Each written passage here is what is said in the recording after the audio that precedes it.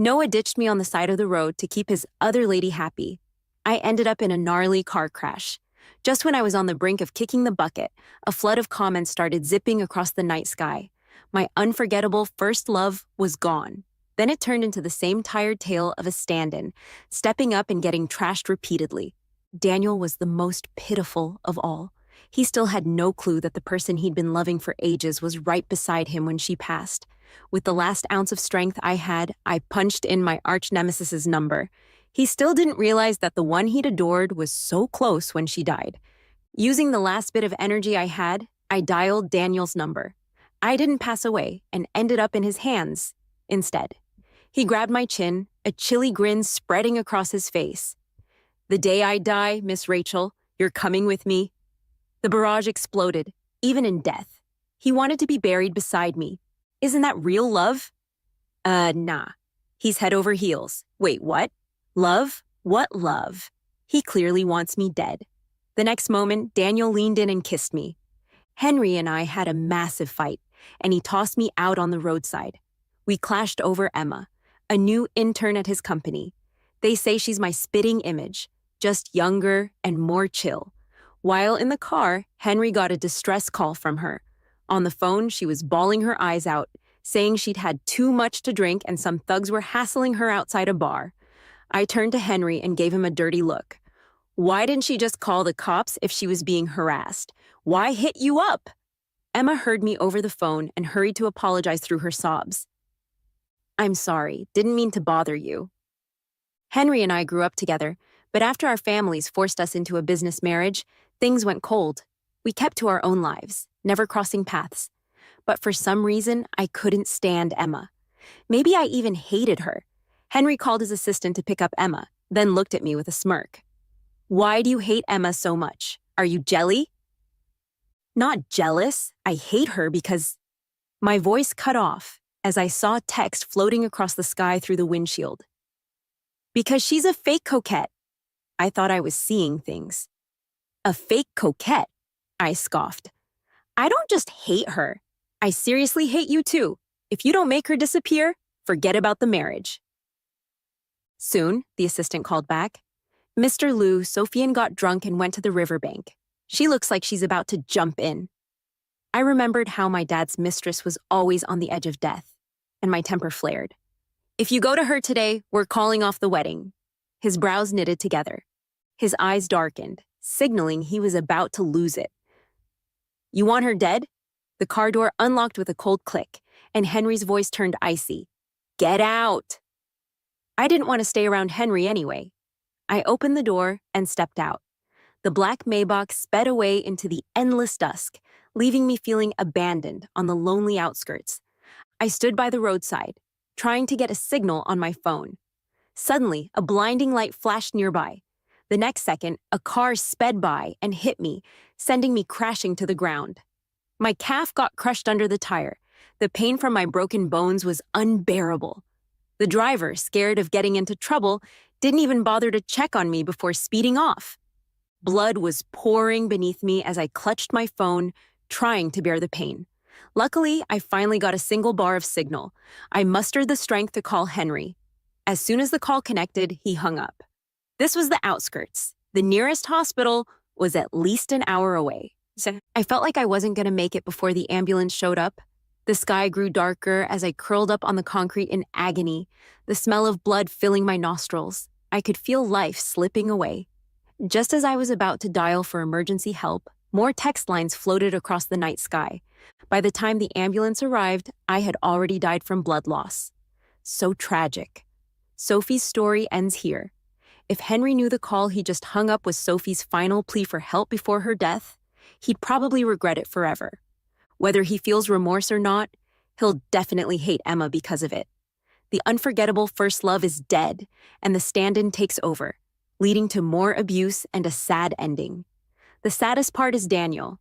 He doesn't know that the person he's loved for so long was right there when she died. He'll go nuts and turn into the villain later on. And his ending won't be great either. Enough. I can't stand seeing Daniel like this. I blinked to make sure I saw Daniel's name. He seemed so close to me. I tried to move, and the will to survive pushed me to use my last bit of strength to dial Daniel's number. He seemed so near. I tried to move, and the survival instinct kicked in, pushing me to dial Daniel's number. The call connected fast. His voice was cold. Speak. I suddenly felt like crying, even though things between us had been so tense. I didn't expect him to actually pick up. In a weak, shaky voice, I said, "I was in a car accident. I'm dying. Please help me." He paused, then immediately asked, "Where are you?" I gave him the location and didn't hang up. I was shaking from the pain, unable to say another word. In my fading consciousness, all I could hear was Daniel telling me not to be scared. In my memory, he had never spoken so many words to me before. We had always plotted against each other, fighting to the death. But at that moment, I felt like he was the best guy in the world. Moonlight pierced through thin clouds, scattering on the ground. The cold wind blew, and my body temperature dropped as blood kept flowing. I was shivering uncontrollably, struggling to keep my eyes open. Through my blood-blurred vision, I saw Daniel rushing towards me in a panic. Just before everything went dark again, more text lines appeared before my eyes. The unforgettable first love was saved? She didn't die. So how does the stand-in take over now? Why does this feel different from the usual novel tropes? Suddenly, it's getting interesting. Let's keep reading. Oh no, what should I do? I'm starting to ship them together. During the half-month I was in a coma, I gradually figured it out. The words I saw were called a barrage. From reading The Barrage, I learned I was the unforgettable first love who died young in a stand-in novel. Henry is the male lead, and Emma is the female lead. After my death, Emma took my place with her similar face, starting a tragic love story with Henry. I thought Henry no longer had feelings for me, but it turns out he still carried me in his heart. After I died, he couldn't stop thinking about me, leading him to both love and hate Emma. Honestly, the plot of this novel disgusts me, even after death. I didn't find peace but became part of the tragic love story between the main characters. The day I woke up, the barrage went wild. Sophie was awake. She really didn't die. No way. Daniel spent so much cash hiring the best docs in South City to save her, watching over her day and night. Of course she wasn't gonna die. Henry still thinks she's just throwing a tantrum by disappearing. He's still stuck on Emma, waiting for Sophie to come back and admit her mistake. So annoying. She better not wake up and start competing with Emma for the male lead again. It's the same old cliché plot. My fingers moved slightly, and Daniel, who was lying by the bed, immediately opened his eyes. He stared at me blankly for a moment before quickly calling for the doctor. While the doctor checked me out, Daniel sat beside me, his gaze fixed on me. Only after listening carefully to the doctor's instructions did he finally come closer. As he approached, I noticed the dark circles under his eyes. He really did stay by my side day and night. He looked down at me, his expression unreadable. "Why did you call me?" I didn't know how to explain, so I just mumbled, I randomly dialed your number. Thank you for saving me." Daniel's dark eyes were cold, lacking any warmth. "The doctor says you're fine now. Since you're awake, call your fiancé and have him come pick you up." "Daniel," I called softly, "maybe we could be friends?" His tall figure stood against the light, shadows deepening under his brows, and he smirked. "Being friends with Miss Rachel costs tens of billions." Daniel clawed his way up from the bottom. He had no connections, no escape. His methods were ruthless. He was infamous in the business world for his cutthroat tactics. 3 years ago, he snatched 2 projects from Henry. To get back at him, I deliberately approached Daniel. Surprisingly, he wasn't very guarded around me. I quickly teamed up with Henry to steal his most important business deal, causing him to lose billions.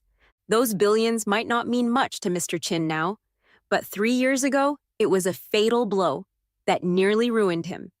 The last time we met, he grabbed my face and harshly warned me, "Miss Rachel, the next time we meet, I'll kill you myself." But this time, not only did he not kill me, he saved my life. I watched his back as he walked away and sighed softly. He probably won't ever talk to me again. At that moment, a line of text floated before my eyes. "Call him husband and see if he talks to you."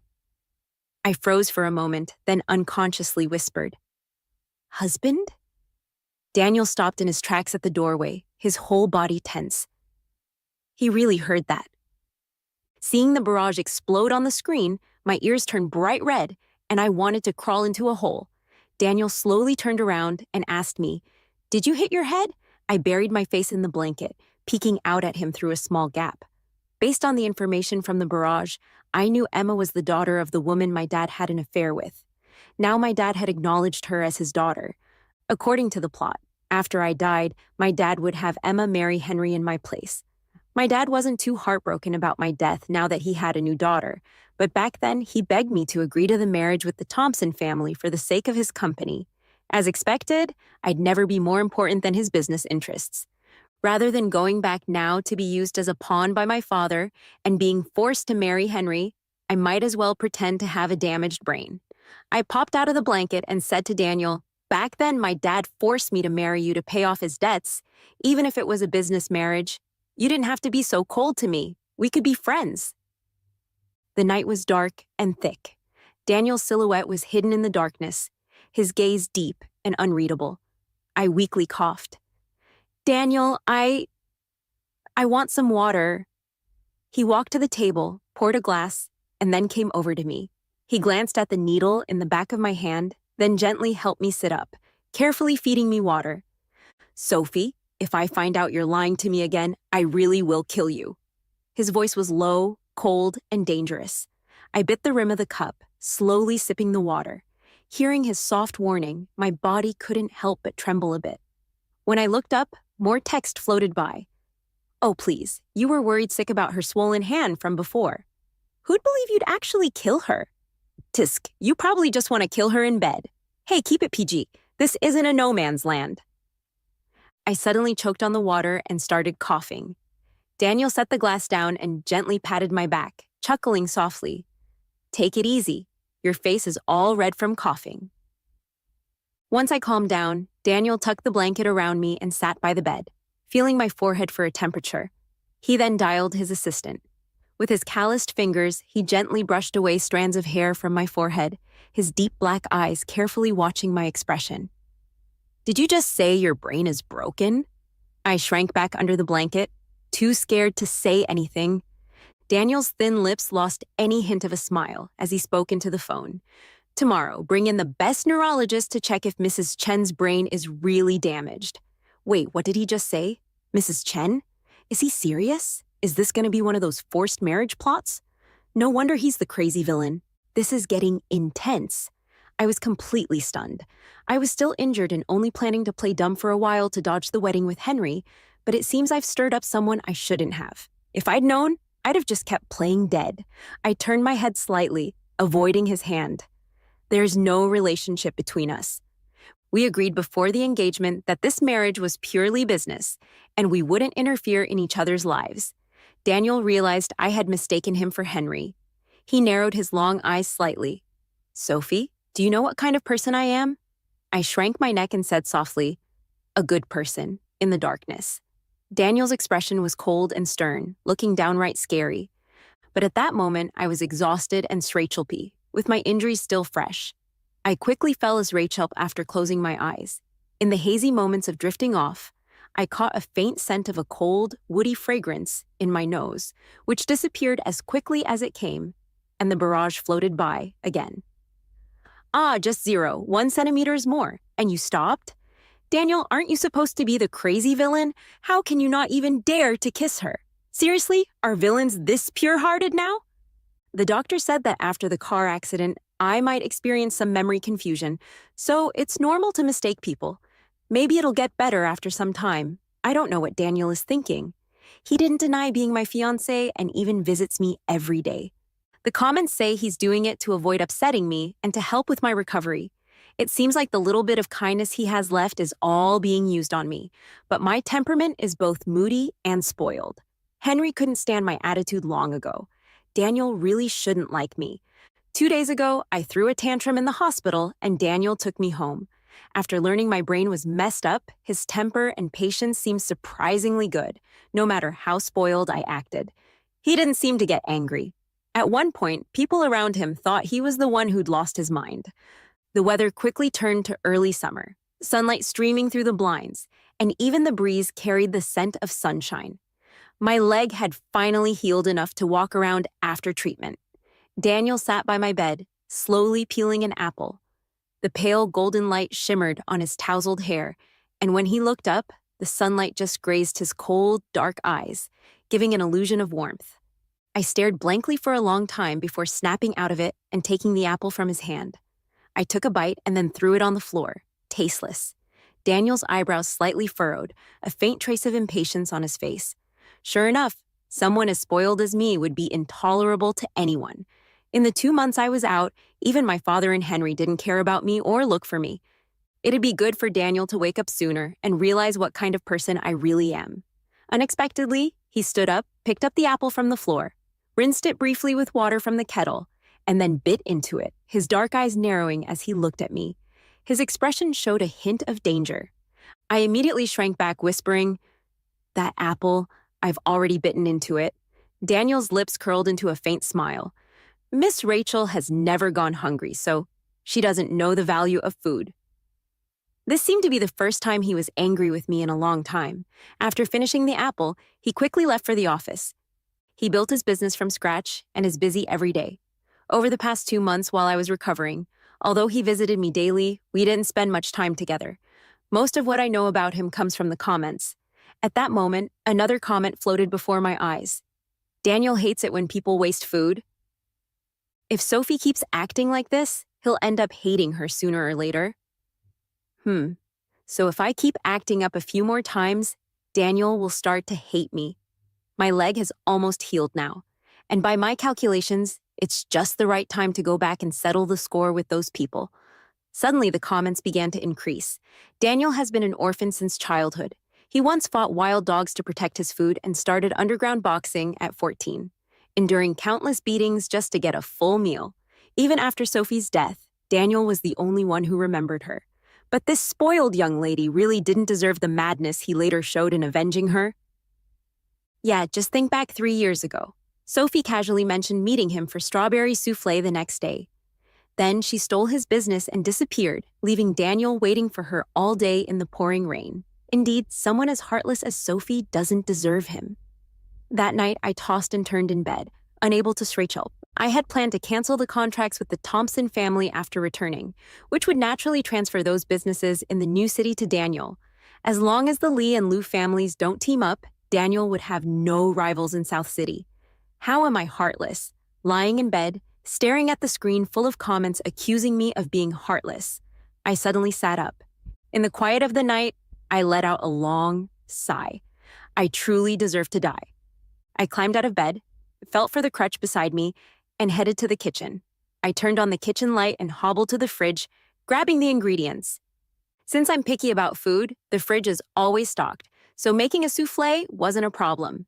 I cooked the batter, piped on the cream, and finally added fresh strawberries on top. Looking at the delicate dessert on the plate, I let out a cold snort. Let's see who dares to say I don't deserve Daniel. Were you calling me?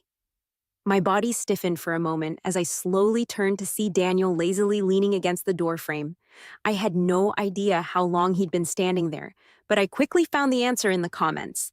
It seems he had been there shortly after I entered the kitchen, but I was too focused on what I was doing to notice him. I couldn't help but complain. "Are you a ghost, standing behind someone without making a sound?" He walked into the kitchen, tugging at the corners of his lips. "If you wanted something to eat, why didn't you call someone? Why sneak into the kitchen in the middle of the night?" I pushed the souffle in front of him. "I made it for you." Earlier, I suddenly realized I had misspoken and quickly shut up. Daniel paused, tilting his head slightly to look at me. "Miss Rachel has regained her memory and finally stopped calling me husband?" "I only said it once. I wasn't calling you." The smile in Daniel's eyes instantly faded, his voice dropping as he asked, "Then who were you calling?" Standing on one leg, I instinctively stepped back. My foot faltered and I nearly fell. Daniel reacted quickly, grabbing me by the waist. He held me firmly and lifted me onto the kitchen island. "Don't move." His deep voice echoed in my ear, strangely alluring in the quiet of the night. My breathing inexplicably quickened. His hands rested on either side of me as he glanced at the plate and then lowered his eyes to ask, "You made this for me?" I nodded slightly. "But I don't like sweets, then throw it away. Or feed it to the dog." He picked up a spoon and started eating the dessert. A smile slowly spread across his lips. "Not bad." Suddenly, he held the spoon to my lips. "Taste it." Aside from the man in front of me, pink comments floated across the screen. I realized the interaction between Daniel and me was getting too intimate. I turned my head slightly. "I don't eat sweets at night. They'll make me gain weight." Daniel grabbed my chin, forcing me to look at him. "If you don't eat it, I might think there's poison in this cake," he said with a faint smile, a strange emotion flickering in his dark eyes. "I can't go down alone, can I?" I lowered my head and took a bite of the cake from the spoon, glaring at him. "Dog." Instead of getting angry, Daniel chuckled and continued eating while feeding me. The sweet smell lingered in the air, and soon the souffle on the plate was gone, even though it was just the two of us in the kitchen. The continuous flow of comments made me feel like I was being watched, making me extremely uncomfortable. After finishing the dessert, I hastily jumped down from the kitchen island. My mind went blank, and for a moment, I forgot that my left leg was injured. When I realized it, I gasped in pain. I reached out, grabbing the collar of Daniel's robe, pulling it open to expose his firm chest muscles. I stumbled forward, my head buried against his chest. A bit of cream from the corner of my lips smeared on his chest, which rose and fell slightly. Below that were his defined abs. Faint scars were still visible on his skin. The situation was too awkward. I froze until I heard his voice above me. "Sophie, what exactly are you trying to do?" I looked up, meeting his obscure gaze, and suddenly realized that all the comments had disappeared. Only one Frechelting comment remained, complaining about how the novel's censorship didn't allow anything below the neck to be described. Oh, so the scene in front of me, they couldn't see it. I looked at Daniel, my gaze drifting. "I just want to go back to Srechulp. Your leg is injured. Don't move around." The next second, I felt my body lift as he picked me up. The cool, woody scent from him filled my nostrils, making me tense, and my fingers suddenly tightened on his shoulders. He frowned slightly, looking down at me. "Are you a cat?" I quickly released his shoulders, my hands now resting awkwardly on his chest. This position doesn't seem right either. Daniel held me steadily as he walked toward the bedroom, letting out a soft chuckle. "If your mind is already healed, how should I deal with you?" I looked at him with innocent, harmless eyes. "I don't understand what you're talking about, hubby."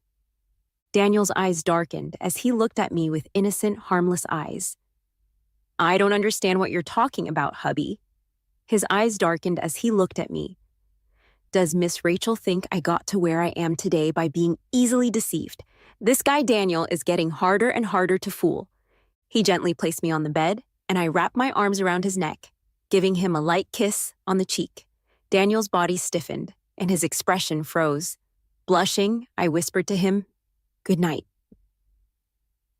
The next morning, I was woken up by my phone ringing. With my eyes closed, I fumbled for the vibrating phone under my pillow. On the other end, Secretary Sam's voice came through. "Miss Rachel, yesterday Henry asked me about your whereabouts. I'm currently using a private phone number, and only Secretary Sam can reach me." I rubbed my eyes. "What did you tell him?" "I said you went to Europe for business and wouldn't be back for a while." But next month is your wedding day. Are you still planning not to return?" I turned over and kept speaking. "I'm planning to run away from the wedding. He can marry whoever he wants. Sister Wong, you were right. Even if I'm entering into a marriage of convenience, I can't just pick any scumbag. I'm clear-headed now." I stared at the ceiling, suddenly remembering how Henry once mentioned feeling a sense of novelty when he met Emma. At that time, I didn't get what he meant, but after meeting Daniel again, I must admit it feels pretty fresh. It's kind of interesting when you think about it. As soon as I finished speaking, I locked eyes with a pair of pitch-black eyes in the corner, and the blood in my veins froze. It was Daniel, and then the screen filled with a barrage of WTF comments. I was dumbfounded, my mind going blank and unable to think. My face turned pale as I hurriedly hung up the phone and hid it behind me. "Why are you here?" Comments popped up before my eyes. "Why is Daniel still wearing the same robe from last night? Did he stay here all night? Help! What happened after Sophie pulled her robe open last night? Did he stay here all night? Help. What happened after Sophie pulled open his robe last night? Is there something my premium membership doesn't let me see? Weren't they too shy to even kiss before? How did things escalate so quickly? I snapped out of it and asked him in a trembling voice, Did you stay here all night? Daniel propped his head up with his hand, staring at me as he casually responded, I spent the whole night thinking about why you kissed me. And before I knew it, it was morning. He can think about something like that all night? Is this guy crazy? Wow, what a pervert. I love it. How does Daniel manage to be both creepy and pure? I tried hard to calm myself down. No, I couldn't calm down at all. Daniel had stayed in my room all night. That means he heard everything I said to Secretary Sam on the phone just now. I'm really doomed now. Daniel stood up and slowly walked over to me, a cold smile spreading across his face. I didn't understand it at first, but after hearing your phone call just now, it all makes sense. He grabbed my wrist, looking down at me with a fierce tone. Sophie, so all this time you've been playing me. The veins on his forehead bulged. He was genuinely angry. The force in his grip grew stronger, and for a moment I felt like he was gonna crush my wrist. I winced in pain and let out a soft groan. His expression softened slightly, and he immediately let go of me. I rubbed my wrist, too scared to meet his gaze, and quietly tried to explain. My brain seemed to have cleared up last night. Daniel let out a sarcastic laugh. So when you called me husband last night, you were fully aware. Tell me, what's your game this time?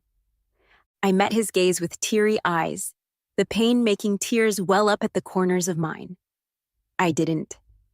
He reached out, his slightly rough fingertip brushing the corner of my eye, while his other hand gently massaged my reddened wrist. That won't do. You can't just quit in the middle of the game, or I might take revenge. Before I could react, he leaned down and bit hard on the skin between my thumb and forefinger. Dog! I couldn't help but curse at him. Instead of getting angry, he lowered his eyes and looked at me, chuckling softly. A comment floated across the screen. Did he enjoy being insulted? Pervert. I cursed him silently. Suddenly, my phone rang behind me. Before I could react, Daniel snatched the phone from me and answered it. Henry's voice quickly came through on the other end. Sophie, next month is our wedding. Where have you run off to? Henry must have taken Secretary Sam's phone. Daniel's expression darkened. I reached out to grab the phone from him, but he stepped back, and I ended up falling into his arms. He held onto my fingers, his palm radiating a warm heat that seeped into me. I mouthed the words to him. I don't want to marry him. Don't let him find me. Daniel paused for a moment, the ice in his dark eyes melting instantly. On the other end of the line, Henry started to threaten me. Sophie, I know you want to run away from the wedding. If you don't show up next week, I won't hesitate to replace you with another bride. You probably don't know this, but the Rachel family doesn't just have one daughter. Even if you disappear, you won't be able to stop the marriage alliance between our families. Daniel squinted his eyes, lazily playing with my fingers as he spoke. Her brain's broken right now, so she won't be marrying you. Henry hesitated for a moment. Who are you? Why are you holding Sophie's phone? Where is she now? Daniel looked down at my panicked expression and chuckled. She's obviously in my hands. Daniel held me firmly in his arms. His actions were both forceful and gentle. The cold, woody scent from him overwhelmed my senses, and I was too nervous to move. Sophie, Henry gritted his teeth, calling my name, but before he could say anything else, Daniel hung up the phone and tossed it aside. Daniel raised his hand, gently rubbing the top of my head, and asked in a low voice, Do you want to get back at your fiancé? I stared blankly, my mind completely blank, until the screen in front of me was suddenly filled with comments. It wasn't until that moment, albeit a bit late, that I realized I had nodded off. Is my brain seriously malfunctioning? Daniel's slightly rough fingertips traced the shape of my ear, glided down my cheek, and finally settled on my lips. After a moment, a flicker of a smile appeared in his eyes. Relax. His deep voice was both tempting and controlled. My nerves only got worse because the stream of comments didn't vanish like they did the night before. Aw, I'm so hyped. I'm about to scream. Wow, is this even something I'm allowed to see? I'm about to lose it. Wow, is this really allowed? After a long day at work, I thought, this is exactly what I deserve. I squeezed my eyes shut tightly, then opened them again. No way, I couldn't go through with it.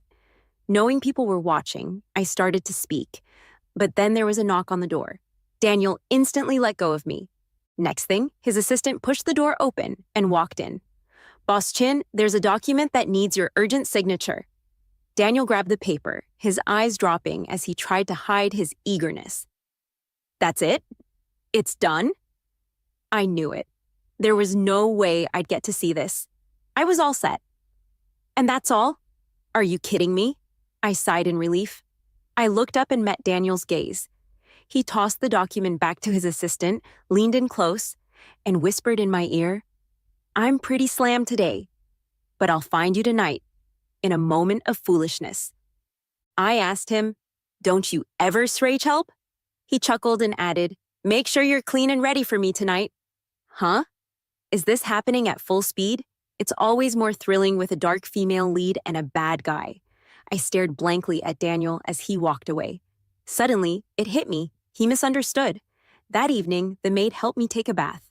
Not sure if it was Daniel's idea, but even the bath gel had a special floral scent. I waited nervously until late at night, but Daniel never showed up. I was sitting on the sofa by the window, reading a book, when I unknowingly drifted off to search help. A loud bang woke me up instantly. I quickly opened my eyes to see Daniel standing at the door, one hand in his pocket, looking serious. Miss Rachel, did you search help well? He only calls me that when he's pissed. I tilted my head to look at him and asked, what's going on? The bedside lamp threw a cold, heavy light on his eyes as he just stood there, quietly staring at me for a long time. I lost a deal today, just like 3 years ago, because of a leak of company secrets. This time, it wasn't me. I was quick to deny it. Daniel leaned in slightly, gripping my wrist. I saved your life, yet you're still plotting against me. Do you even have a heart? His voice was icy, totally devoid of warmth. Then he suddenly pushed me onto the sofa. His cold breath was right next to me. I stared at him wide-eyed. Daniel, what are you trying to do? He pinched my chin, a cold smile spreading on his lips. You should know I stepped on a lot to get where I am today. If I lose everything, I'll die a horrible death. So when I die, I'll make sure you, Miss Rachel, come with me. He meant he wanted to be buried with me, even after death. Isn't that true love? I thought, aw, he really loves her so much. No, how is that love? Clearly, he wanted to kill me. I blinked, and another comment floated into my view. Another classic tragic romance trope in a novel. No one speaks up to clear the misunderstandings. Even if they like each other, they won't admit it. Yeah, why not just clear things up? I took a deep breath and looked up at him. I already told you it wasn't me. You should really check for a mole in your company. Besides, I've started liking you now, so I won't hurt you anymore. The coldness in Daniel's eyes faded as he paused. Wait, did she actually speak up? Huh?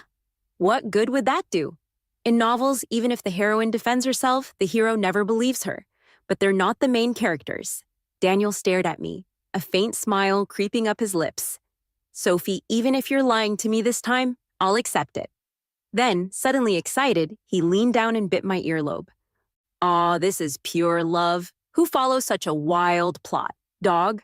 I started to insult him, but he shut me up with a fierce kiss. The light around me dimmed, the chaotic words vanished, and I was wrapped in his towering shadow. Outside the window, the night was insanely quiet. All I could hear were our breaths and the erratic beats of our hearts. Daniel's hand pressed against the back of my head while his other hand grabbed my fingers. Our palms overlapped, our fingers intertwined tightly. The floral scent from the terrace mixed with the woody fragrance of Daniel's cologne. Overwhelming all my senses, his steady breathing grew heavier, gradually taking my breath away until I was gasping for air.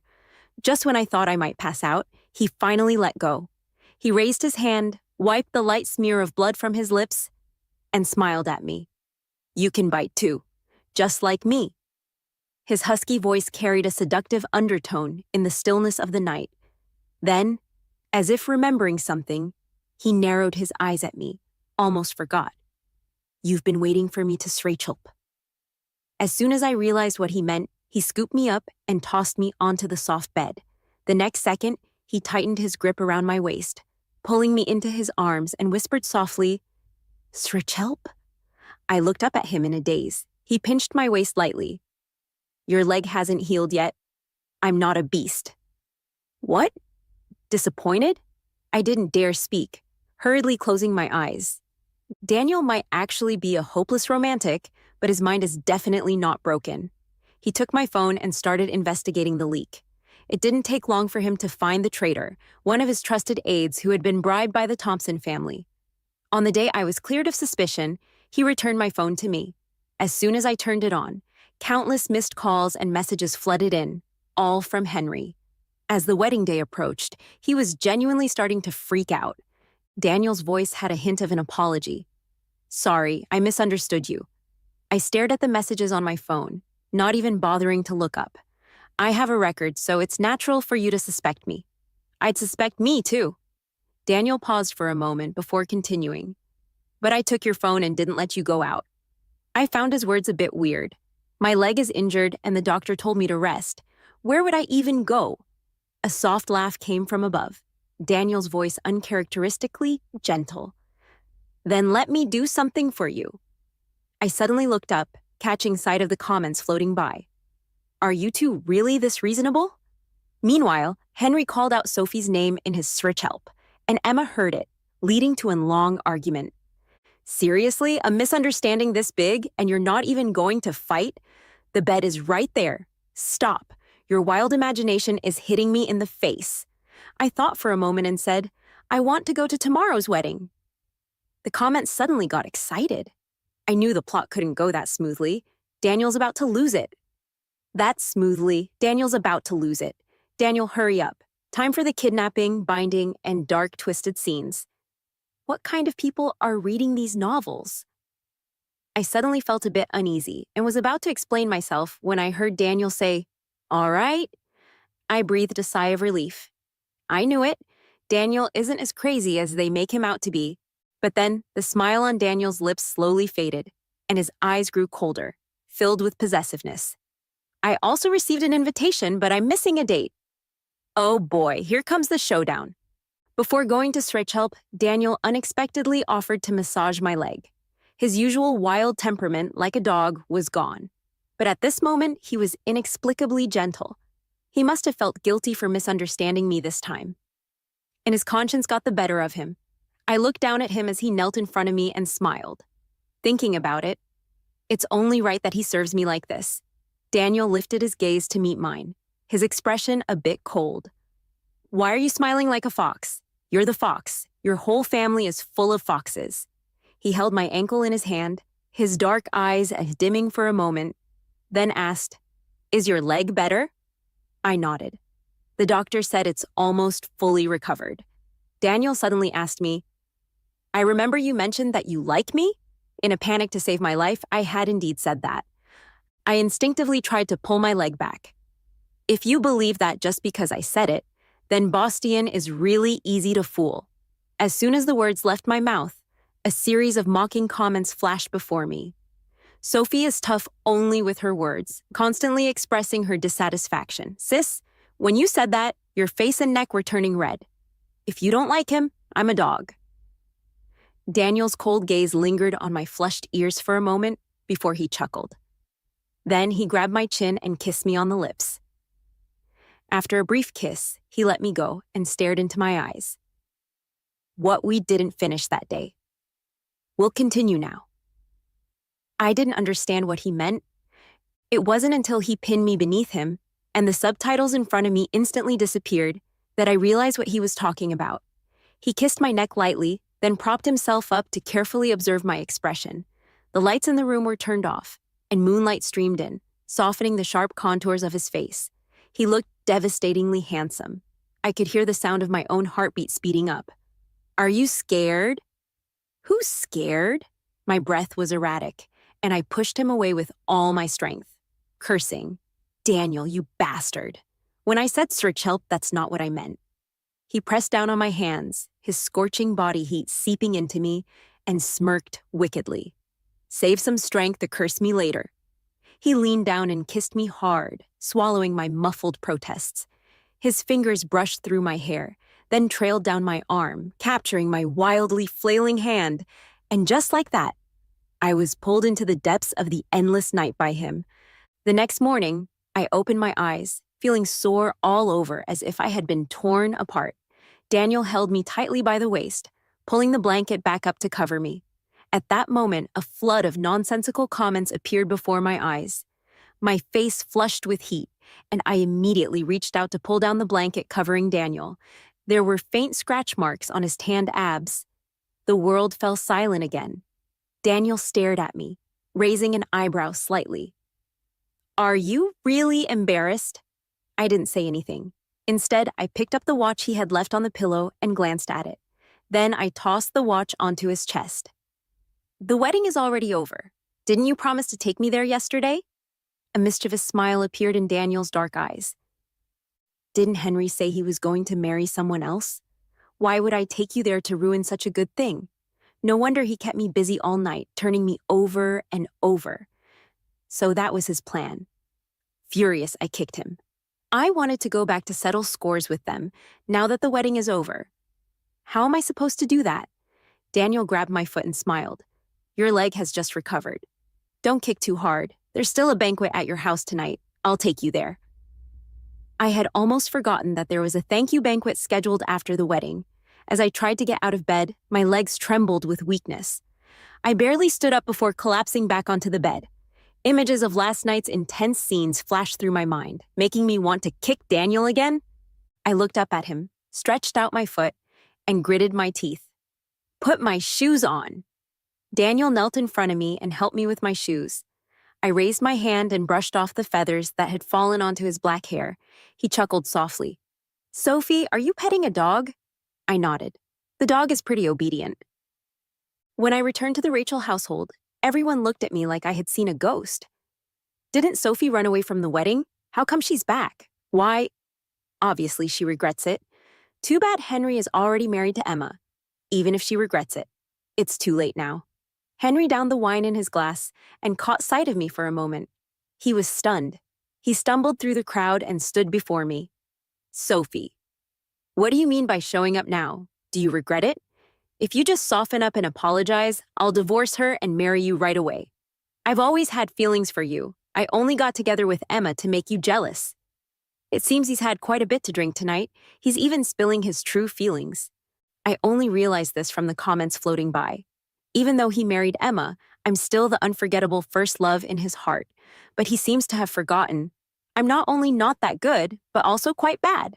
I raised my glass to him and smiled faintly. "I don't mean anything else by it. I just came to wish you well. I hope you and Emma have a long and happy life together." Henry looked at me with a hint of deep emotion. "That's not what you really mean, is it?" "Of course not. What I really want to do is curse at him. He's already married. And yet he's still looking at me like this. Isn't it disgusting?" I didn't want to talk to him anymore, so I walked past him. He reached out to grab my wrist, but I avoided him. I threw the wine in my glass at his face. "Don't touch me. Get lost." The next second, a glass of wine was thrown onto my dress. I looked up and saw Emma. She stood protectively in front of Henry, biting her lip and timidly speaking. "Miss Rachel, if you're here to cause trouble, please leave. This is my home." It's my home now, too, of course. As the female lead of the novel, she says such shameless things with such a determined face. It really makes me look like the villain trying to ruin their relationship. I sneered and looked at Emma. "Then let's see if you can stay." With that, I pushed through the crowd and went upstairs. Back in my room, I picked out a dress from the closet. After changing into it, the comments floated before me again. I'm probably the villain they're talking about, constantly causing trouble and ultimately meeting a bad end. If I want to change my fate, I should try to please Henry and become sisters with Emma. How ridiculous. It's more disgusting to think about doing that than just playing the villain role for the rest of my life, regardless of the consequences. Suddenly, I struggled to zip up the back of my dress. I cursed under my breath. Damn, Daniel, knowing my leg is injured and I can't exercise, yet forcing me to eat so much every day, making me gain weight.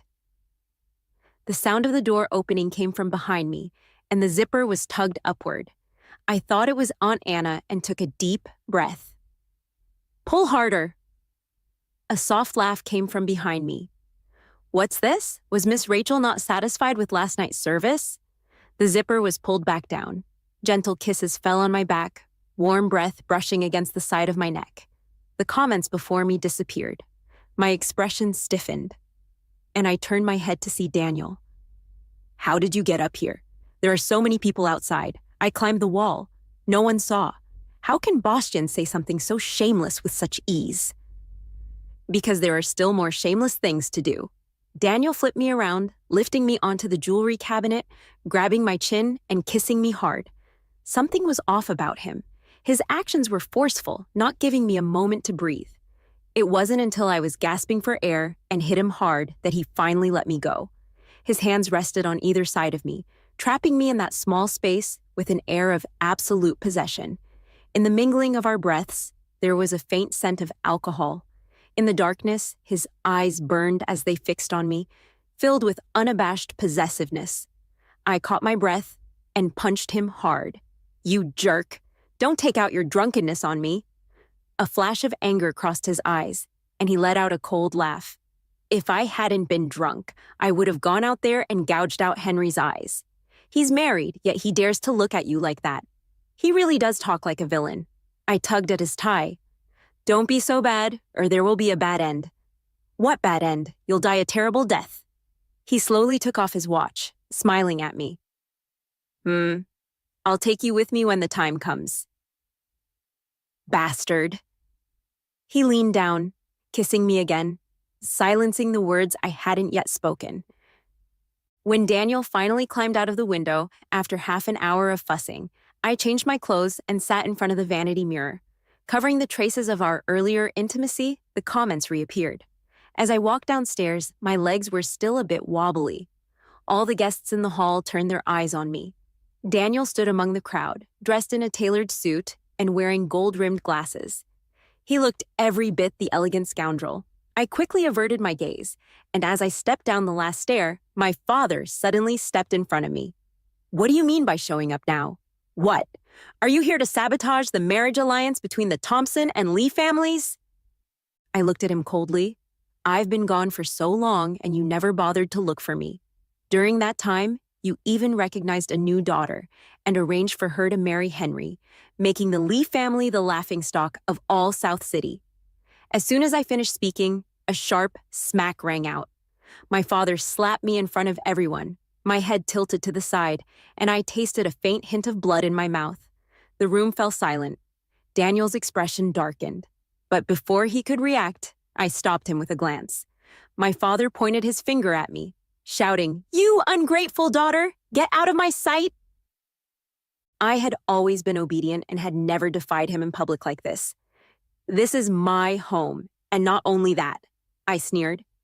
From now on, Rachel Corporation belongs to Sophie. Secretary Wong hurried to my side, handing me a document. I signed it and threw the document in front of my father. You always said that Rachel Corporation was your life's work. So for years, I didn't compete with you, letting you keep your position, but you seem to have forgotten that Rachel Corporation was built by my mother and you together. It was never just yours. You probably don't know this, but before she passed away, my mother acquired a large number of Rachel Corporation shares and secretly left them to me. So now, I hold the most shares in Rachel Corporation. I'm planning to call a board meeting tomorrow. Make sure you attend. My father stared at the document, dumbfounded. My gaze shifted to the middle-aged woman in a cheap house standing behind him.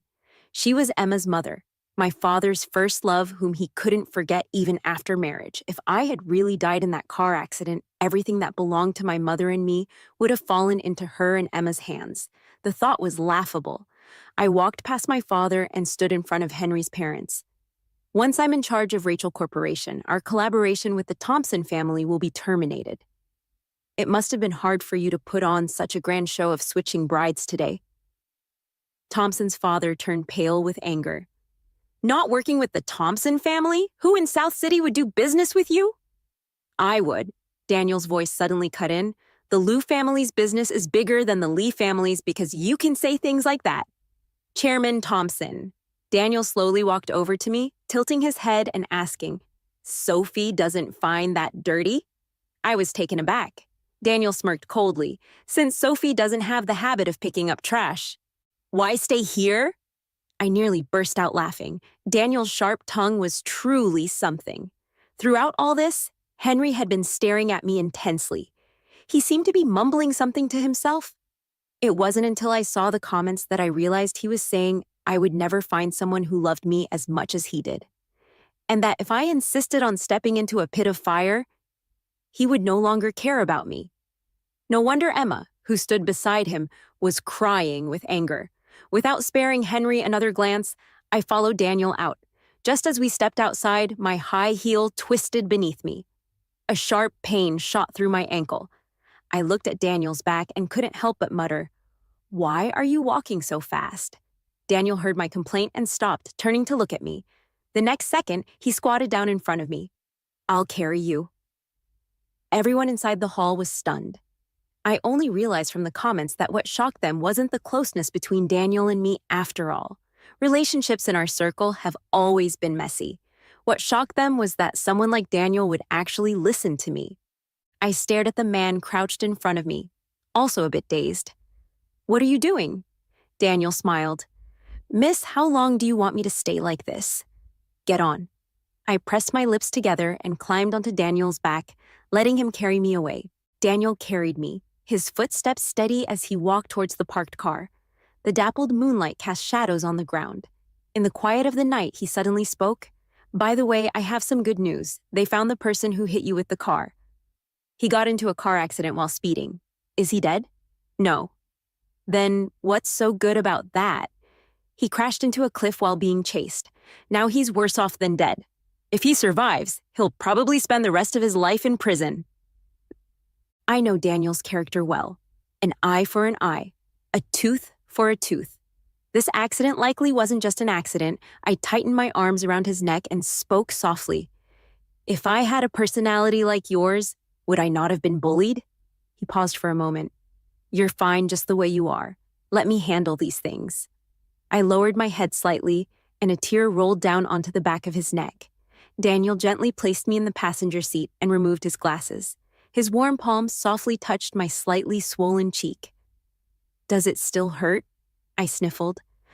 "You've done so much for me, but I haven't done anything for you." "What right do I have?" "Well then." His knuckles brushed lightly against my cheek as he said, "Make me a few more meals.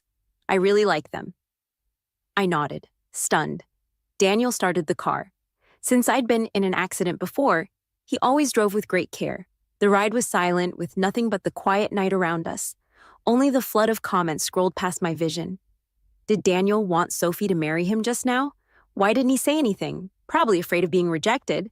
Yeah, he knows Sophie might just be using him right now, and he's aware he's falling for her. Despite it all, this is pure, hopeless romanticism, and I'm obsessed. So, in the close, quiet space, I could hear the sound of my heart beating faster and faster.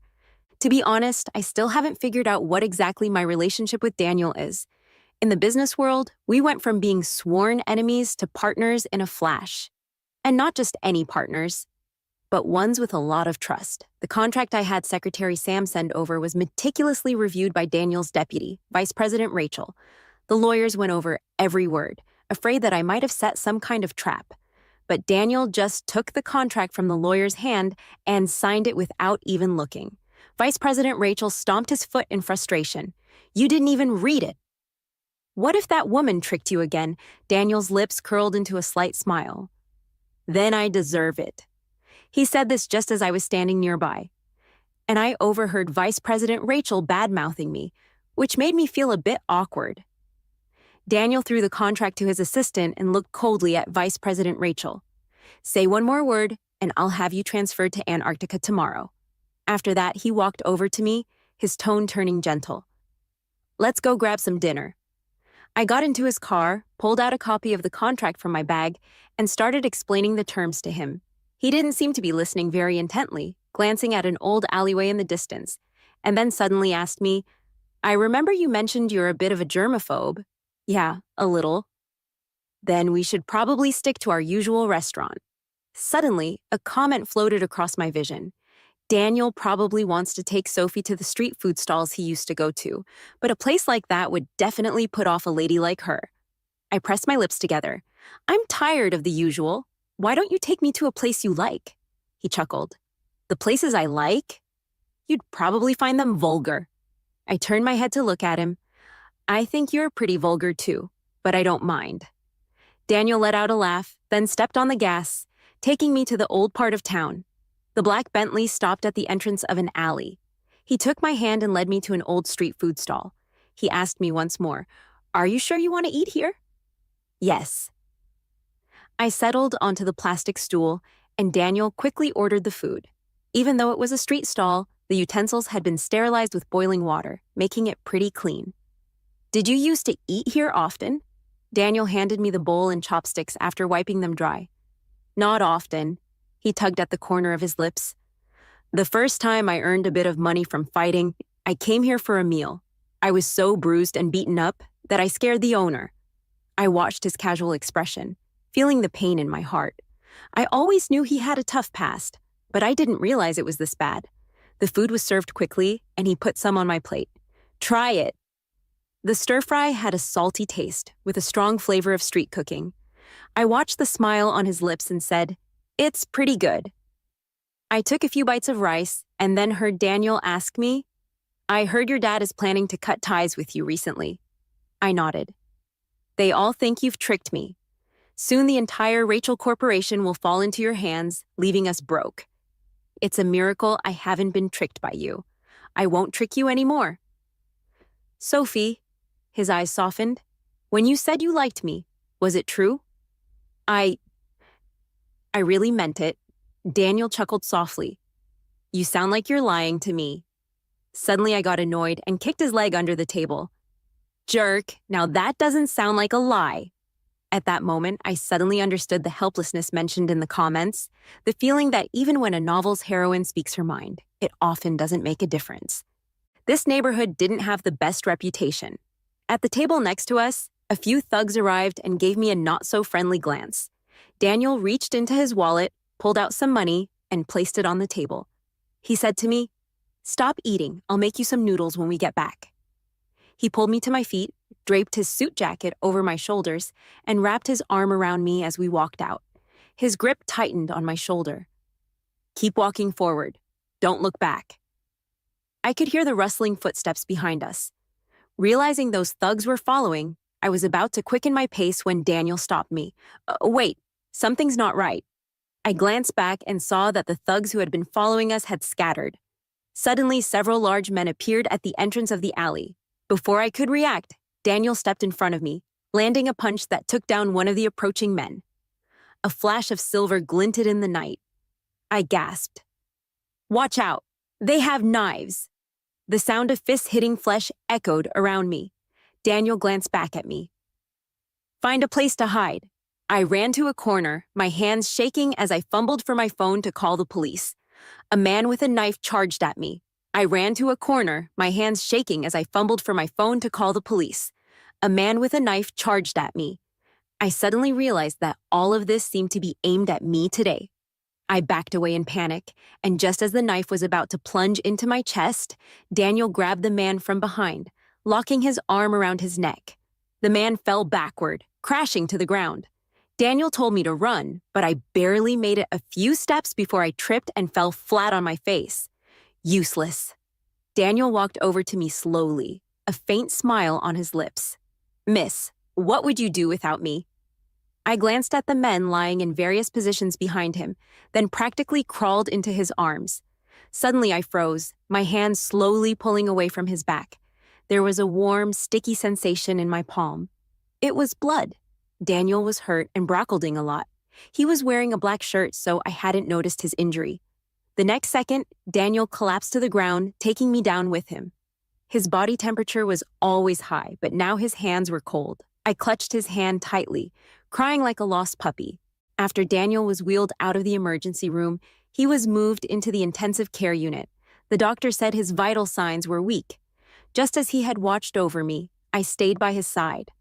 I wanted to be good to him, but he ended up in a coma. For 2 months, I began to hate him, to curse him. Daniel, you idiot! Who told you to risk your life to save me? Did you ask for my permission?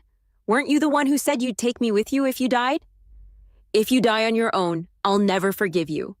Even my own father wants me dead. So why are you being so good to me? A knock on the door interrupted my thoughts. I turned around coldly and saw Daniel's deputy, Vice President Rachel. What is it? Miss Rachel, those 2 old bastards have been imprisoned. Now, not only Rachel Corporation, but even Thompson Corporation is finished. I nodded indifferently. You can go back to work. Vice President Rachel immediately retreated. At that moment, the comments floated by. Vice President Rachel treats Sophie and Daniel the same way now. He probably realized Sophie is just as crazy as Daniel, and not someone to mess with. Haha, if Daniel doesn't wake up soon, Sophie might just take the title of the craziest love-struck character in this story. 2 months ago, the 4 men who stabbed Daniel were hired by my father. Their target was me. As long as I was dead, the company would fall back into his hands. I always knew I wasn't as important as profits in his eyes, but I never thought he would go so far as to want me dead. He was my only family. In this world, it seems that Daniel is the only one who cares about me, and without Daniel, the world feels incredibly empty. I knew someone like my father had dirty secrets, so I went mad, digging into our own company, and uncovered many long-buried scandals. Dragging down a lot of people with them, the Lee and Liu families were always closely connected. So when the Lee family fell, the Liu family went down with them. But now there are people from South City to North City who want me dead. I leaned over Daniel's bedside, murmuring, "Let me tell you something. Now it's not just my dad. Even the Thompson family wants to kill me. Here's your chance. Wake up and protect me. If you keep ignoring me, I'm really done for." My eyelids grew heavier, and in a daze, I felt a gentle touch on my head. I opened my eyes and met Daniel's gaze. I quickly stood up and pressed the call button to notify the doctor, but his hand lightly grasped my wrist. As if he had something to say, I leaned closer to him. "If you die, would you be willing to be buried with me?" His voice was soft, hoarse. The rain that had been pouring down on South City for 2 months finally stopped, and the clouds began to clear. The doctor said Daniel was lucky and was out of danger. Not long after, he was transferred to a regular ward. I sat by his bed, peeling an apple. Daniel leaned against the headboard, watching me with a lazy smile. "Why don't you just give it to me to bite into? If you keep peeling, there'll be nothing left but the core." I glared at him but didn't stop what I was doing. "Eat it or don't, I will." Daniel took a bite of the apple and raised his eyebrows at me. "I heard from Vice President Rachel that you went a little crazy while I was in a coma?" I tugged at the corner of my mouth. "I went nuts avenging you and ended up losing Rachel Corporation. Now I have nothing, so you need to get better quickly. Work hard, and make money to pay me back." Daniel chuckled. "I'm still a patient." "And you want me to work? Do you have no conscience?" I shook my head. "No, I'm a bad person. If you regret it now, there's still time." "I don't regret it." The smile on Daniel's lips was faint. "I'm willing to be tormented by you for the rest of my life." Is Daniel confessing? Is it that hard to say I love you? The world of villains is always incomprehensible, but it doesn't make it any less enjoyable to watch. After the Thompson family went bankrupt, Henry took what little was left and fled to a foreign country to start over. Emma wanted to follow him, but her mother tied her up and sent her to another wealthy man's bed. One day, when I was out shopping, I ran into her again. She walked straight up to me, her eyes red, and said, "Sophie, I'm separated from Henry now. Every day, I'm stuck with someone I don't even like. Do you have any idea what kind of life I'm living?" She always looked like this, weak, pitiful, as if the whole world owed her something. I responded coldly, "If you don't like him, you can leave." "What does that have to do with me?" She shook her head. "He won't let me or my mother go. Sophie, you went after so many people, but you spared me. After all, we are sisters by blood. Can't you help me?" I found it laughable. She wasn't even resisting. So why should I help her? Miss, do I look like a good person to you? I didn't touch you because I don't consider you worth my time. And besides, if he won't let you go, can't you call the police?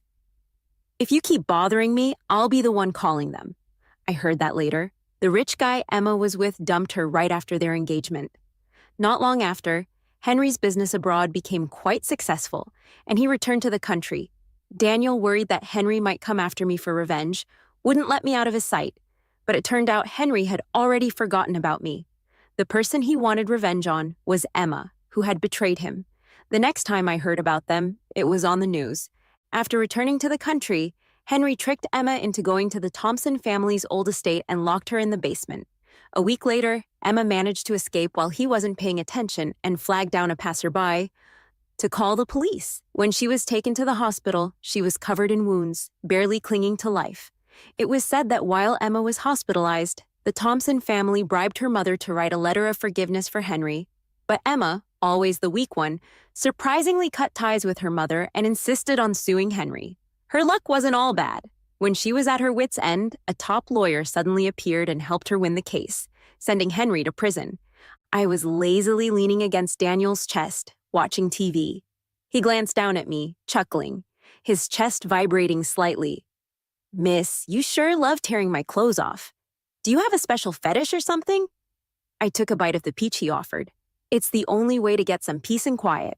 According to those who send comments, any scene in the novel that goes below the neck ends up getting censored.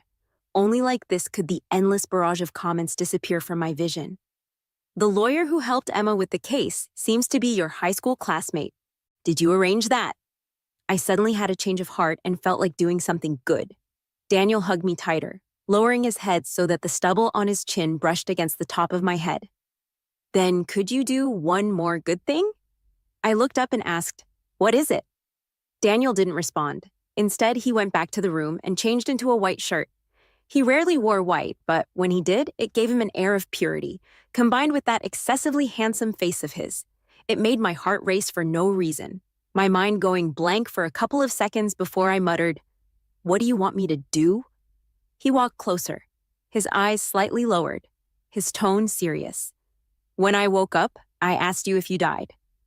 Would you want to be buried with me? I didn't quite understand what he meant. It wasn't until the comments flooded my vision that I realized. Daniel was proposing to me. I didn't know if I was touched or angry. With tears in my eyes, I punched his chest. Idiot! Who proposes like that? Daniel laughed, catching my hand and gently kissing the back of it. Then he pulled out a diamond ring and slipped it onto my ring finger. I froze. You're not even going to ask if I want to? He curved his lips into a smile. I know you do. At that moment, the screen was filled with comments. Woohoo, happy ending! So it turns out Henry and Emma weren't the main characters after all. Who would have thought I'd get to see the villains have a perfect ending? But unlike before, when Daniel leaned in to kiss me, the screen full of comments disappeared. The story ended here, and that long, heated kiss lasted for quite some time. Daniel's fingers slid through the hair framing my face, cupping my cheeks as he studied my expression through the lingering light. What are you thinking? I panted softly. I'm thinking, from now on, the story will be just you and me. He stroked my hair, smiling as he asked, Then, what should we do next? I wrapped my arms around his neck, stood on tiptoe, and kissed him. He immediately pinned me down on the sofa. Outside, the sound of rain drizzled, and the dampness from the terrace seeped in, slowly evaporating in the heated air. My vision blurred with mist. In the long, deep night, there was only the sound of rain, heartbeat, and breath. Daniel gently wiped the tears from the corner of my eyes, laughing softly as he leaned closer to my ear. There's something I think I forgot to say. Sophie, I love you, and I have for a long time.